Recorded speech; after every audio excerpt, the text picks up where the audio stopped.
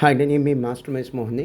AP లేదా తెలంగాణలో 10th class అయిపోయిన తర్వాత కామర్స్కి వద్దాం అనుకునేటువంటి స్టూడెంట్స్కి 2 ఇంపార్టెంట్ సూచనలు అండి. సిఈసి, ఎంఈసి ఈ రెండిట్లో నా ఫస్ట్ చాయిస్ ఎంఈసి అండి. నా ఫస్ట్ చాయిస్ ఎంఈసి. మీరు మాస్టర్ మైస్లో జాయిన్ అవుతారా, ఇంకెక్కడ జాయిన్ అవుతారా మీ ఇష్టం. నా ఫస్ట్ చాయిస్ అయితే ఎంఈసి. నేను స్టూడెంట్ సెంట్రిక్గా చెప్తున్నా. మాస్టర్ మైస్ అడ్మిషన్ రావాలనే ఉద్దేశం చెప్పట్లా, స్టూడెంట్ బాగుపడాలి అనే ఉద్దేశంతో నేను చెప్తున్నాను. మీ మంచి కోరు చెప్తున్నాను.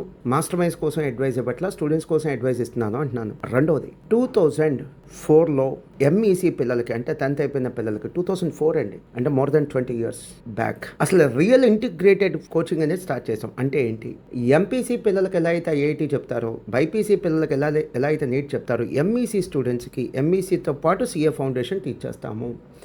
850 hours నుంచి 1000 hours మేము ఈ 2 yearsలో సిఏ ఫౌండేషన్ టీచ్ చేస్తామండి. సో నిజమైన